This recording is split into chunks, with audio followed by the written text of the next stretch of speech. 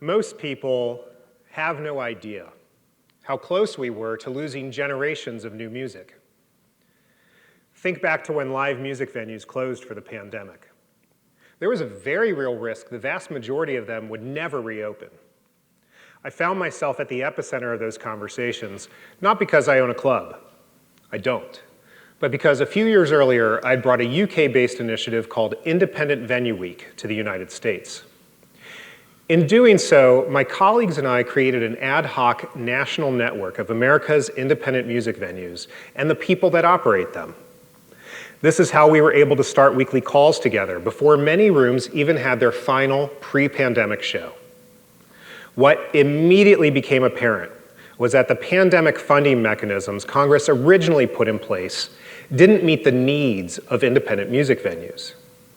These large, empty buildings, oftentimes in city centers, that require people to congregate to generate revenue, come with rent and mortgages, maintenance costs, insurance fees, and taxes. Our early surveys found that a whopping 90% of America's independent music venues would permanently close within a year without significant outside aid. But just because a few, in this case, literally thousands of clubs close, doesn't mean we'll be without new music, right? And for generations? I probably sound a bit reductive. The thing is, like sound, music doesn't exist in a vacuum. Everyone from Lady Gaga to Dr. Dre played their first shows in local neighborhood venues. These venues. The ones we rarely get to see with the lights on.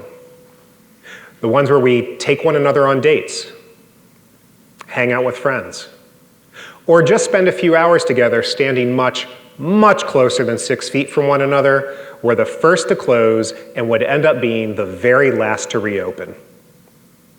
Losing 90% of these spaces nationwide would have meant decades of recovery for the sector. It's not as if live music would have disappeared, though. Instead, a loss of this level would have meant most of the remaining rooms would have been owned by multinational and publicly traded corporations, the same companies that previously had and still use their market share to squeeze out locally owned and operated music venues. Having so few cultural gatekeepers is flawed even in the best of times, with communities' decisions increasingly being made by massive conglomerates and perfunctory algorithms. Individual neighborhoods are at the mercy of focus groups, investor whims, and single companies' quarterly goals.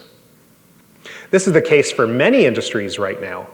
Yet, without outlets available to develop musical talent, without eyes and ears in local scenes to spot new genres, new superstars, without neighbors opening their businesses to host local events, hire locally, pay taxes locally, collaborate with community partners. All we will be left with is a bunch of LA and New York-based employees telling the rest of the country what artists they're willing to present. This certainly takes away from the magic. Hell, it kills even the pretense of magic. This highly unappealing prospect is how a handful of us ended up spending Easter weekend of 2020 together the traditional American way, interviewing lobbyists. No one in our then relatively small group of independent venue owners and operators, and myself, had launched a national advocacy campaign before. So when we told these seasoned lobbyists that we, unseasoned, non-lobbyists, collectively had more than 100 million email contacts we could ask to reach out to lawmakers, they didn't know how to react. We had this untapped potential to activate in just about every electoral district across the country because, and this will come as no surprise, nearly every city and town had a place to see live music. This type of local reach for a previously unrepresented special interest group is essentially unheard of. It wasn't long into my newfound role as a political activist that I was introduced to a catchphrase made popular by Tip O'Neill. Tip served as House Majority Leader for most of the Reagan years. One of his oft-used mantras was, "All politics is local. The general concept of all politics is local is that a politician's success in DC directly reflects their ability to serve their own constituents back home. An example of this would be a representative of a coal mining region voting against renewable energy, or someone from an agricultural state supporting farm subsidies. Our lobbyists would constantly remind us that all politics is local, as we identified specific congresspeople whose support we needed. I saw the mutual utilization of this tactic on my very first call with an elected official, Senator Chuck Schumer. He would go on to become one of our biggest champions in Congress, but this particular call started with him giving a familiar greeting to one of New York's most legendary venue owners, City Winery's Michael Dorf. All these conversations were the beginning of NIVA, the National Independent Venue Association, and our unambiguously titled Save Our Stages campaign. Save Our Stages evolved from a call to action hashtag to a federal bill by the same name, and ultimately signed into law as the greatest arts and culture funding program in American history. We did this with a lot of help. And you know what really gets someone's attention? Having a rock star call on your behalf. You see, what us common folk often forget about politicians is that many of them are human. These people are just as big music fans as any of us. So we would figure out whose support we needed, research their favorite artists, then work every relationship we had to get that artist on the phone with a senator, representative, even staff member to hear our plea. This is how we connected Senator John Kennedy in Louisiana with the legendary Meat Loaf. At one point in the call, Senator Kennedy told Meat Loaf he was his favorite artist, which, of course, we already knew. Meat's response, that's what he asked to be called, was remarkably, well, you're my favorite senator. It worked. It worked really well. We would invite artists to media junkets to work the room with us, not just to win over politicians, but to help the Save Our Stages campaign echo throughout the news as well. We sent a letter to Congress pleading for their attention, co-signed by hundreds of legends, from Billy Porter to Billy Joel, Alabama Shakes to North Mississippi All-Stars, the Beach Boys to the Aquabats. We had massive support from club headliners to absolute icons. The politicians even started doing it themselves, quoting their own local heroes throughout the legislative process. When the Save Our Stages Act passed with bipartisan support, bill co-sponsor Senator Amy Klobuchar quoted Bob Dylan, Minnesota's native son, on the Senate floor for the first time ever. These famous musicians weren't giving so much of themselves out of pity. They were doing it because these same local owners and operators were once there for them. There's the Black Keys, proud Ohio band, whose first show lives on as a vinyl release, appropriately titled Live at Beachland Tavern. There's the quintessential Los Angeles band, Guns N' Roses, who, forgive the use of the term considering this group, grew up at Troubadour. There's 21 Savage, whose first ever hometown show was booked by an intern at the Masquerade in Atlanta. There's Taylor Swift, who famously signed her first record deal after playing in the round at Nashville's Bluebird Cafe. An artist's first show is often at the quite literal club down the street. Very, very rarely does someone make their debut on the world stage. I know this for a fact as I've spent my entire career working with emerging artists, which is to say, those honing their craft and developing an audience. These artists bring with them new sounds, challenge the norms, and fight like hell to be seen and heard. Through my years getting music on the radio, covering releases as a journalist, and managing artists from around the world, I truly could not tell you the number of new bands I've seen play in small clubs, just like Maxwell's in Hoboken, a 200-capacity brick-walled room that has long since closed. This is where I first saw My Chemical Romance take the stage. The same New Jersey band that headlined Giant Stadium last year, only 7 miles from where Maxwell's once stood. The steps an artist takes prior to opening at a local club, then headlining an outdoor stadium show, aren't always obvious at the time. It's the grade school choir teacher who encouraged a child to sing, a high school theater director who nurtured onstage talent, a music store that acted as an after-school hang for otherwise lost souls, a coffee shop that offered an open mic to locals, a community center that hosted summer camps and youth programs.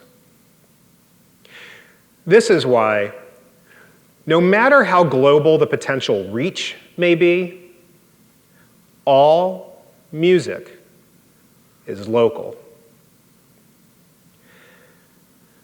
When Tip O'Neill was in office, being from and speaking to local communities was the path to get elected. Though these prior generations might have been motivated to keep the local plant operational, today's voters are increasingly aligned with national issues. Couple that with our reliance on platforms under the control of technology oligarchs with seemingly endless funding, and it's not difficult to see how local needs are drowned out. We've experienced this specifically within the music industry, as music consumption has become less localized and more centralized. Whereas once it was a local club or radio DJ, record store buyer, or label scout making decisions, now we are customers of national and international marketplaces curated by a small number of individuals and an even smaller number of companies. Music streaming platforms owned by tech giants have vastly different agendas than the creators that populate them. The 3 major record labels that dominate the market each have their own proprietary distribution channels that numerous independent labels and artists knowingly or unknowingly also go through.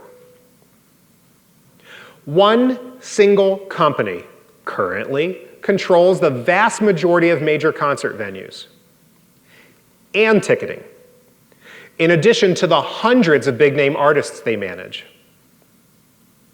A commanding majority of commercial radio stations that play contemporary music are owned by only 3 companies. Exactly 1 satellite radio station is made available in more than 80% of new vehicle purchases. If an artist wants their music to be seen, heard, or paid for, they are at the mercy of remarkably few decision makers. Look, the game is rigged, but the game's always been rigged. As someone who's made a career helping people navigate their way through the music industry, I know full well how difficult it can be to find an audience. But it should still be possible. It's not that art and commerce can't cohabitate. The issue we're dealing with now is that every aspect of access to new music is beholden to so few companies, often with shared interests. This didn't happen to music, this happened around music. And as music support structures pulled further away from actual communities, our ability to learn how to play an instrument, perform on stage, find an audience, reach an audience, or even, for that matter, buy an audience is lessened on a national level. Worst of all, this is happening with passive endorsement from artists and fans alike, as options outside of these machinations are suffocated by scale. Counterculture hasn't just been co-opted by the mainstream. It's controlled by the mainstream. We are at a turning point with music, the arbiter of free thought, of individual expression, of celebrations and unrest, of underrepresented, historically excluded communities, and the voice of the people. Do we support those from within our communities? Or will we be complicit in silencing those very same voices? As the ones paying for all this, in every possible way, our actions yield more power than any of us may individually realize. And it's not just on us. Since the free market is clearly no longer free, we need our elected officials from these very same communities to legislatively communicate the difference between competition and coercion. Championing independent artists, record labels, distributors, managers, promoters, venues, ticketing companies, radio stations, and media outlets has, is, and always will be its own act of civic engagement. We must not take for granted the future existence of these paragons of entrepreneurship and free speech. When independent venues were at sudden risk of disappearing, the entire ecosystem banded together. Music venue owners rallied the support of artists, the broader music industry, millions of fans, and hundreds of bipartisan senators and representatives, not just to save physical stages or a key economic driver of our local neighborhoods, but to preserve a future where our culture is defined by those who live it, not just those who profit from it. Most people have no idea how close we are to losing generations of new music. Just because our current predicament has spanned decades rather than months shouldn't trivialize the looming threat to one of the most precious gifts we can give one another and a fundamental cornerstone of our individual communities. After all music is local.